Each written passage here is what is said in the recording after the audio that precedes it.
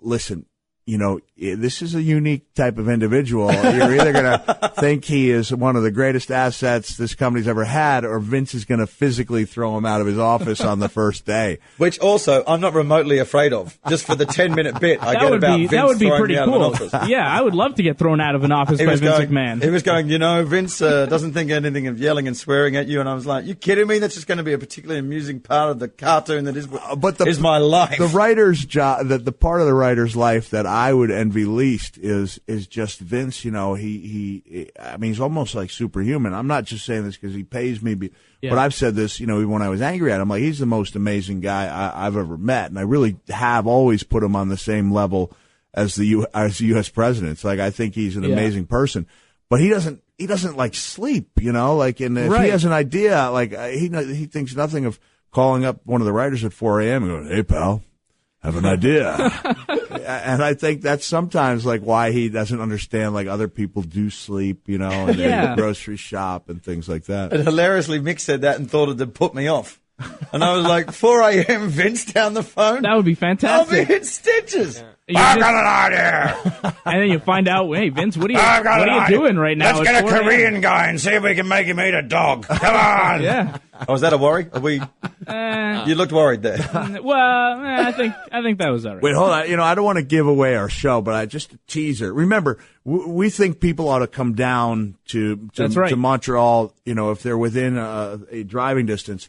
Again, to reiterate, I'm not above a cheap plug. This isn't a cheap plug. We believe that the shows are going to sell out on Friday and Saturday, and this would be the best chance to do it. But just a little teaser to take you behind the scenes of the thought process that went into Carlito's character. Give him a little bit of that. Oh, boy. You know how sometimes you just look at, like, a character that's been created, and you can almost see Vince's creative process that he's just... Because, let's face it, if you're filling 1,000 episodes, so that's 2,000 hours of television over the course of, what is it, 20 years now or something? Yeah, 20 years. 20 years. It's only a matter of time before someone gives birth to a hand. It's not like that was, everyone's like, I can't believe that happened. I'm amazed it didn't happen sooner. But you just see, like, when an idea they have for a heel, and then there's no one there that's afraid to get fired to tell him that an idea is horrible. He's like, you know what upsets me? Apples! Ah! That's right. That gets under my skin. That guy's eating an apple. I hate that guy. What I never understood about the Carlito character is that he would spit on people who did not want to be cool. Who doesn't want to be cool? Yeah. Well, that's why I resented it so much when he spit in my face, because I did not want to be cool. Hey, you're going against your own catchphrase here. One thing I had shot down, and I regret it, is that when I came back and, of my many retirements, actually, I only declared one official retirement, so I only came back officially on one of them. But when I came back and I wrestled Carlito, like, I was clearly, I didn't have much time to get myself in shape, and I was trying to add, like, a little bit of comedy to it. And the people in charge, they wanted a straightforward, hard-hitting match. And I thought the least cool thing you could possibly do is we tie up and we disengage, and there's Carlito. Least cool thing is to have just a big visible booger in his nose. We even had Richie the Magic Man make us just a classic rubber glue booger, and it just looked awesome. And it would have gotten it would have given me 2 minutes where I didn't have to get hurt, breathe hard, and that was shot down immediately. But who shot that down? I'm not sure, but it came back to me. I don't like that booger idea. Let's go with apples. You're gonna kiss my ass. Have you seen the Cranky Vince Twitter?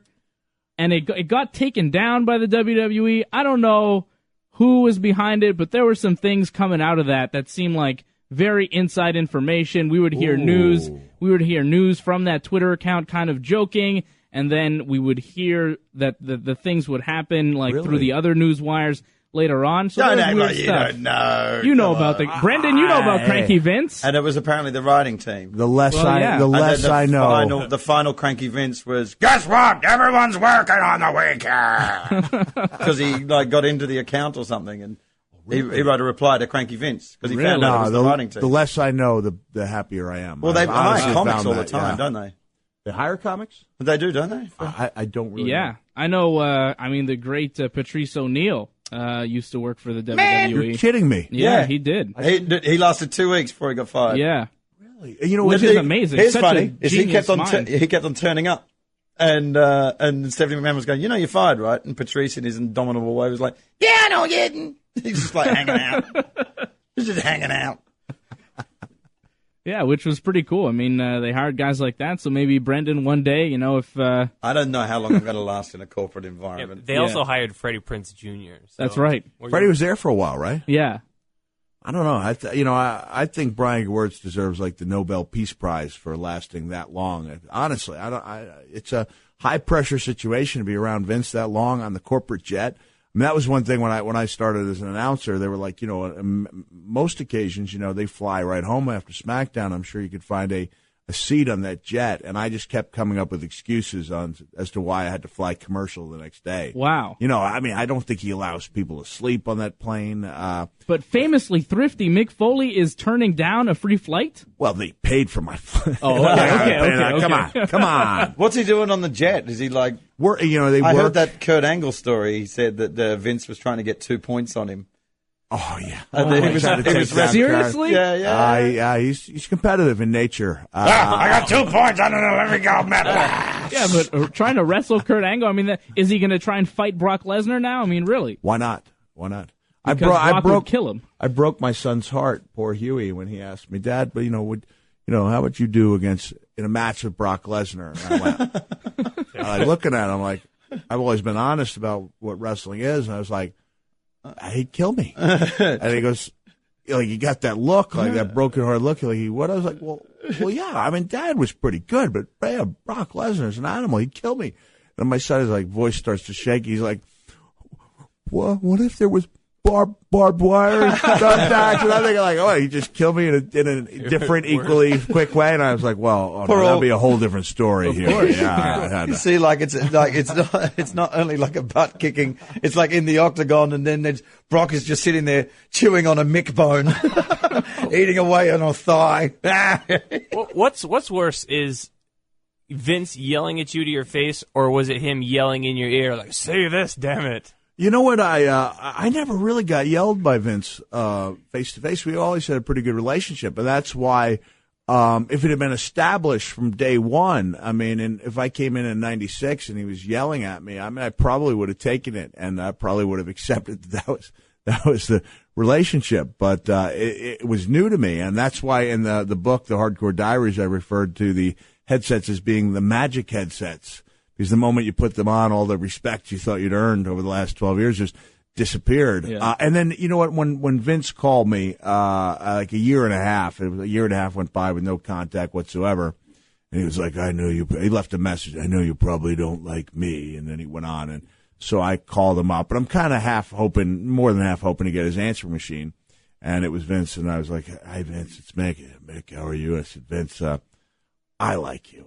I mean, I really did. I had genuine warmth for Vince. And even when I left and, told him that I was leaving, like I had to make that call. And actually they'd gotten the word, and my manager goes, you better call them. I mean, I went downstairs, for about 20 minutes, and I talked to Vince, and, I told him he's one of the most important people in my life, and came upstairs, and I was like teary-eyed, And then I think he personally walked down and had me taken out of the video game. I was like, it hurt in the pocket. You know what? It says that he likes to teach all his wrestlers life lessons, and he sees them as kids. He's an abusive parent. Hey, don't say that. I didn't hear that. No, I said that. Brendon Burns said that. He's a great parent, and there's a lot of... His kids still like him, so there must be something. Must be something. I went out to eat one time with the whole family. It was me and Big Show and somebody else, and there is an enormous amount of love. I mean, they're like a great family. But weird, right? A little bit. I heard that